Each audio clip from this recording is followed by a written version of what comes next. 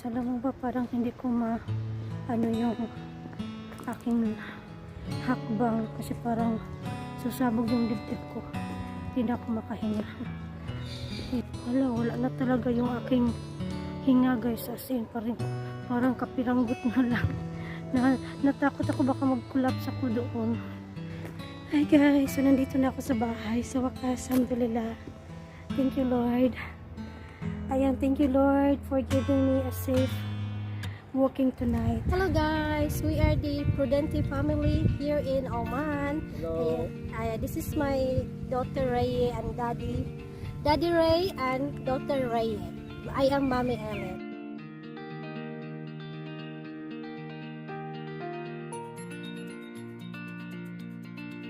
Hello guys, good morning mga lalabs. Ayan, welcome back again sa another videos. So today is maaga kami. Nagising ni Ray para sa amin maaga ito. Kasi nga naka-winter break sila guys. So mostly pag ganito lang pasok nagigising kami mga 12 noon, 11 AM, ganyan. But this time, maaga kami, around almost 9 AM. Kasi uwi si Daddy. Ayan, good morning, bebe. Say good morning. Uy, si Daddy, sunduin niya kami dahil may lakad kami today. Punta kami sa police dahil, daw kami ng, tawag dito? Required na kasi na bawat residence may pin code sa aming residence card, sa aming identity. So, each one of us has our pin code. So, yun ang asikasuhin namin. And right now, guys, punta muna ako ng kitchen dahil mag-prepare ng breakfast sa amin ni Reyes. So, yun lang muna, guys, ang update for this morning. And the baby is, taking her po na naman.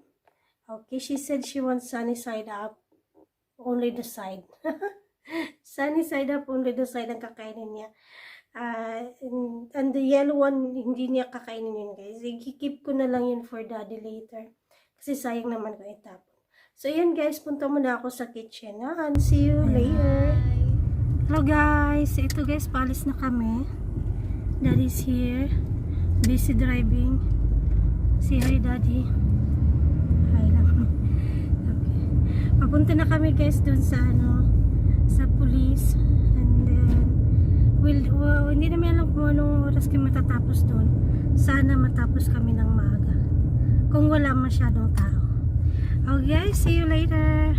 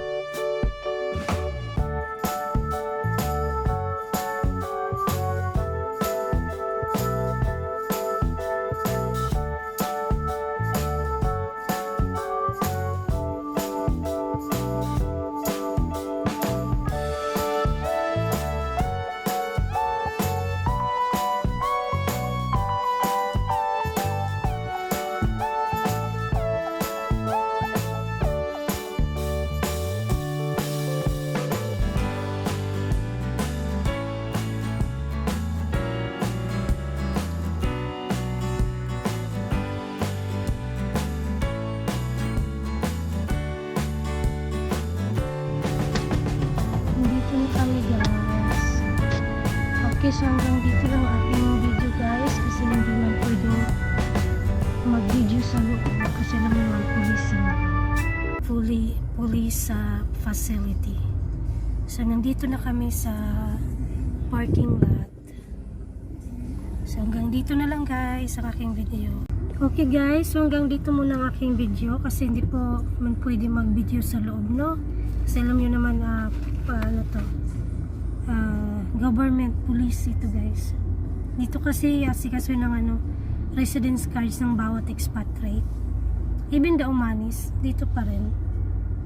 Okay guys, so mamaya na lang ulit. Hi guys. Katatapos lang namin dito guys, oh. Ginawa ko, nabutan na kami ng almost 2 p.m. guys. Closing time. O parang kami lang natira doon. Agoy, dami kasing tao guys. Yung pagkuha ng namin ni Daddy, yung password namin okay lang. Pero yung pagkuha ng residence card ni Reye, doon kami nagtagal. Kasi first time yung kumuha ng residence card. Ang dami. Yeah. Ang daming nakapila, tapos may mga mag-anak pa, may anak 2, 3, tapos parents pa, ang tagal. Ayun guys, so ito pauwi na kami guys, dadaan lang muna kami bibili ng pang lunch ni Reye.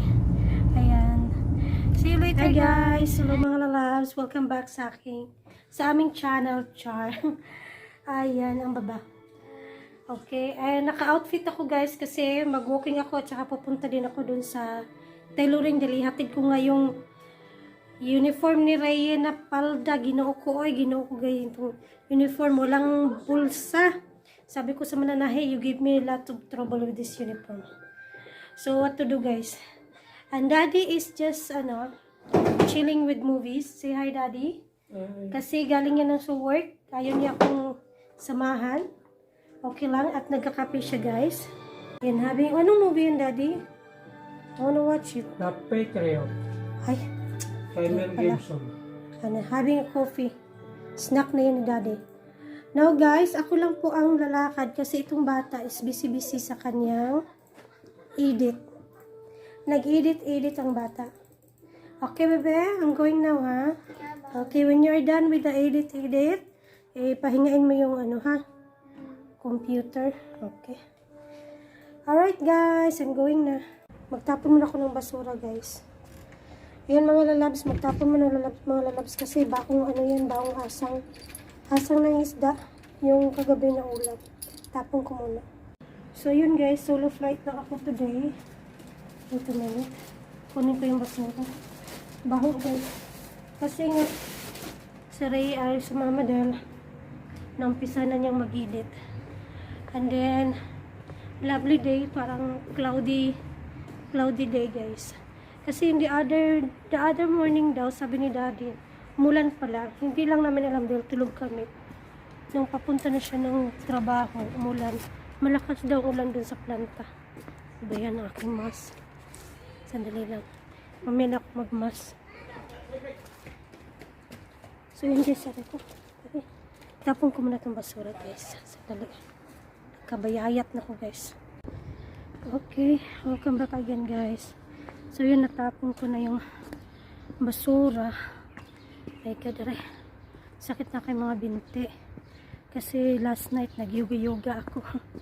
Alam niyo kung bakit guys, natakot ako dahil nung kumuha kami ng password ng residence card namin, kailangan namin umakyat sa second floor ng building sa police, and then walang elevator guys, as in lang talaga, hagdanan hanggang doon sa third floor.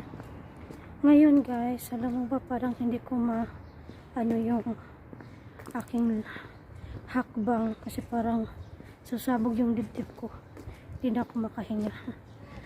Yun, siguro dahil sa hika ko, parang ang baba na ng hinga ko.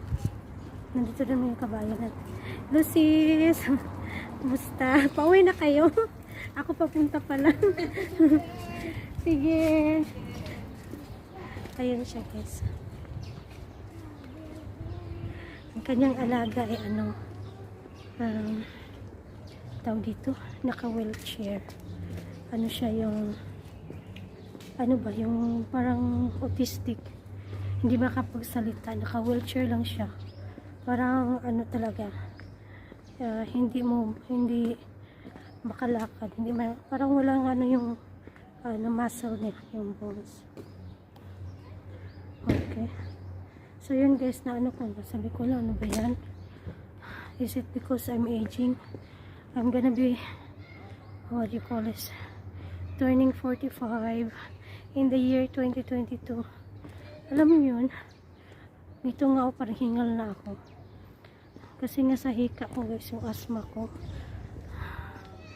So, yun talaga sila daddy at saka si Ryan. Nandun na sila sa taas, guys. Ako nasa baba pa.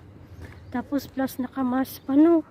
Wala na talaga yung aking hinga, guys. As in, parang kapiranggot na lang. Natakot ako baka mag-collapse ako doon. So, yun, guys. Maglakad muna, guys, ha? Maya natin mag-chika. Ayan, guys. Kaya pala ako nakapag-walking ulit, guys. Ginamit ko itong isang lumang sapatos. Galing din ito sa kapatid ko kay Bining. Malapit na din yan bibigay, guys, oh. Dinikitan lang ni daddy ng rugby yan. Ayun, oh. Umuka na. Kaya ako nakapag-walking uli. So, ayun, guys. Kaya nakapag-walking ako.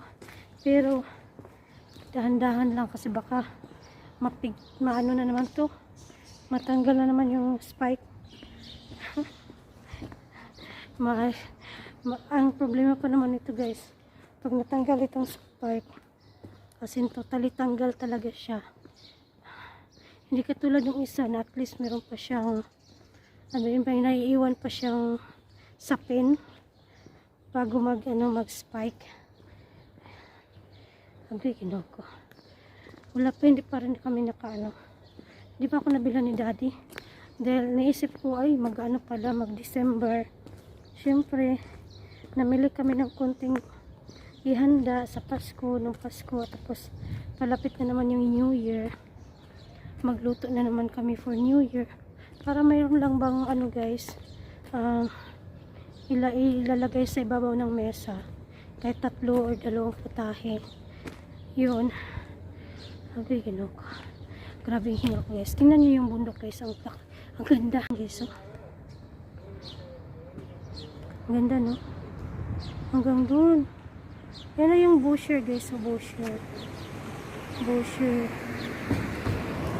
Yung Rocky Mountain ng Busher. Yung pinupuntahan namin. And nandyan din yung San Jose. Yan. Ganda, no? Parang lapit-lapit lang pero malayo pa yan, guys. Ay. Kailangan mo magsasakyan. Ito pala dati daw sementeryo. Naalala nyo, guys, last time na doon nag-walking ako doon sa highway. Doon sa highway talaga. Na may sinabi akong dating sementeryo. Ito yung pinakalikod. Tapos diba sabi ko pagka nag-shortcut ako pwede akong dumaan dito. So ito na yung siya, guys. Ayan.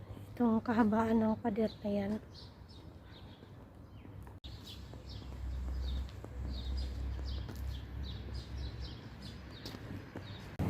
Nandito na ako, guys, sa Filipino store. Same building lang sila ng tailoring. Okay, so yung likod yung tailoring, doon ako pupunta.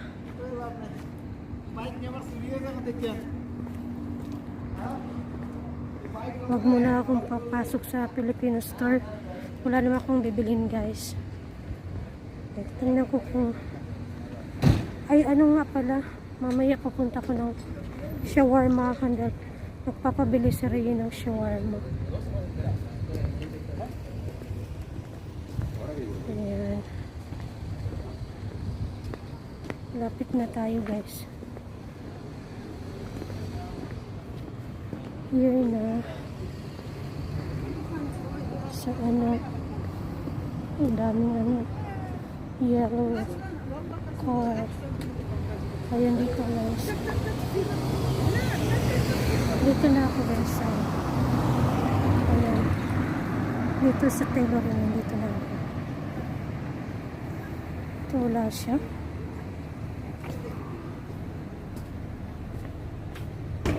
Wala siya, guys. Ayun, guys, nasa labas daw siya. Babalik daw siya 30 minutes. So, bibili muna ako ng shawarma. And then, babalik na lang ako dito. And after that, diretso na ako sa bahay. Okay. Balikan ko na lang siya, guys. Hi, guys. Ito, nakabili na ako ng shawarma. Ito. Ayan, guys. Ayan. 4 na piraso lang. Chicken shawarma. Okay.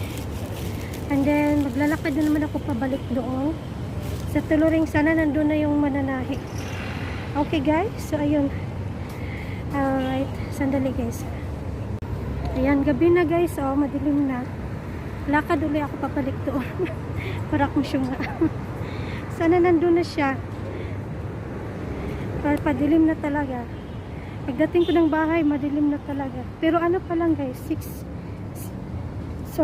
o'clock pa lang. Nandito ako sa Rawasco. Kasi doon ako bumili ng shawarma. Buti nagdala ako ng bag. Ayan.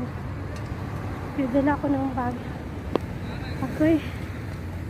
Buti na lang talaga guys, hindi ko dinala si Rhea. Kasi magagalit na yun. Pabalik-balik. Tapos lakad ng lakad. Magagalit na yun. Buti na lang hindi ko siya dinala. Okay. Ayan. Sa camera parang hindi pa madilim tingnan, no? Dahil may lights. Pero pag nandito ka sa ano guys, sa kinatatayan ko, madilim na yung langit.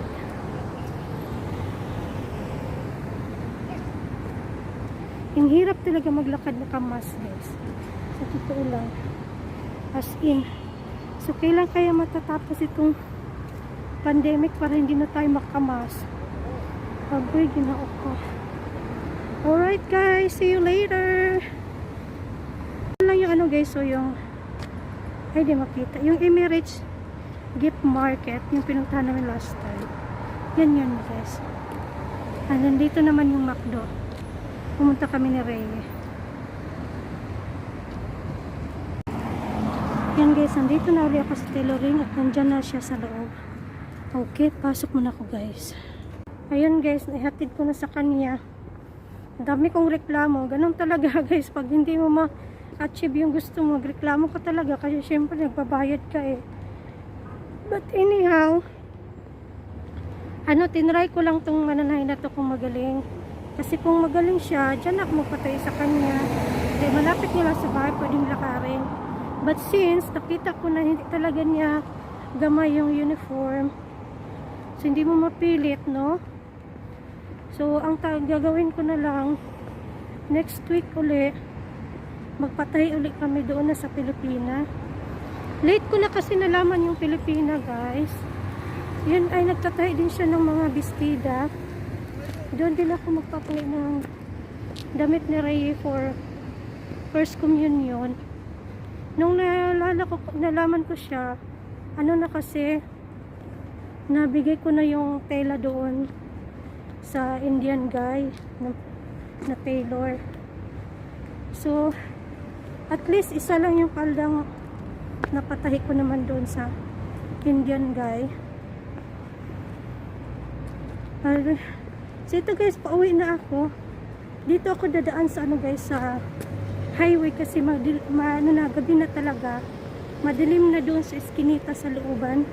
Yung pinanggalingan ko kanina, hindi na ideal sa isang babae na maglakad doon. So, kailangan ko nang mag-highway hanggang sa makarating ako ng bahay. Madilim na itong dinaanan ko. Yan, nandito na ako sa highway guys. Okay guys, kita na lang tayo sa bahay. Hey guys, tingnan nyo guys.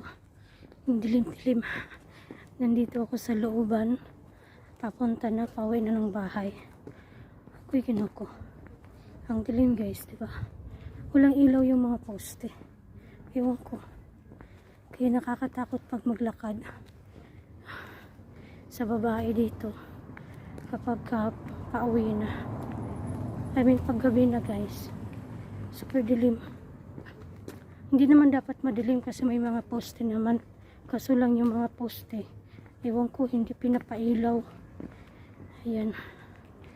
Okay guys, mag-shortcut ako dito guys sa likod ng mosque kasi mas maliwanag dito sa eskinita ng mosque kaysa dun. Ay, salamat, napailaw yung mga bahay pero yung mga poste hindi pinailaw. Shortcut ako dito guys. Ganda naman lagi ng gazebo. Mosque na yan guys. Likod dito ng mosque.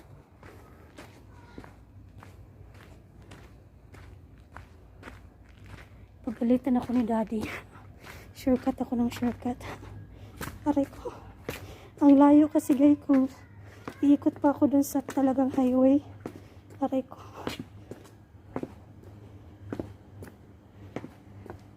Ayun. So, ito. Pagliko ko nito, guys. Diretso na sa bahay. O, di. Mas maliwanag dito. Kaysa doon sa proper road. Shortcut nga siya, pero maliwanag naman. Ang daming pusa. Ayan.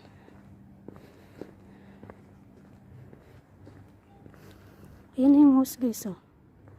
So, katabi na yung sari-sari store. And then, doon diba ako naggaling kanina din. Nung nag-walking ako nung paalis ako. Diyan banda. Yung may mga umani. Yan, this is the mosque, guys. Talaga yung sa loob ng mosque.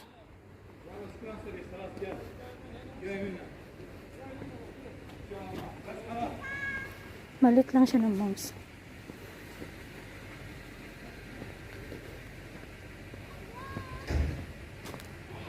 Tawag ng bata. Dito ako nagdaan kanina, guys. So, nung paalis pala ako. Dito sa street na to. Ayun. So, yan na yan, guys. Ayan ang tindahan, sari-sari store. Ayan, doon ako pupunta. Diretso na ng bahay. O, diba, guys? Napaganda yung shortcut ko kasi mas maliwanag. Kaysa kung iikot pa talaga ako doon. Ang dilim talaga, as in yung mga poste hindi pinailaw. Dito kasi kaya hindi talaga pwedeng patayin yung poste dahil may moose doon, oh. Kaya yung mga poste dito pinapailaw talaga nila. Pero doon sa mga looban na hindi na. Okay. Shortcut is real. Hiningal na ako, guys. Ang lakas ng boses ng bata na sa rooftop. Nagtatawag ng mga dumadaan. Okay, guys. Malapit na ako sa bahay. Hi, guys. So, nandito na ako sa bahay. Sa wakas, alhamdulillah. Thank you, Lord. Ayan, thank you, Lord, for giving me a safe walking tonight. Okay. Ayan, guys. Thank you so much, guys, sa pagsama sa aking walking. Papasok na ako sa loob ng bahay. Ito pala yung binili kong shawarma, guys. Lumamig na. Okay, mainit pa kanina. 4 na piraso. Ayan. Meron siyang free na garlic paste. Parang cream. Garlic yan, guys. Hello, guys. Welcome back again. So, after several times of argument doon sa ating Indian tailor, ayan, nakuha ko rin ang uniform ni Reye. So, okay na rin, guys. Kahit anong gawin kung wala na eh. Tapos na talaga. So, ito yung problema, guys. So, kasi ito, dati nilagay, ang unang nilang yung nilagay, yung hindi botones, ang nilagay niya yung parang pin and hook, yung gaganon mo, tsk, tsk, ganon.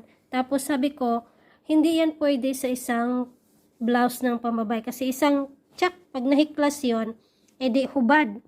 Hubad na yung anak ko, kita na yung kanyang panloob.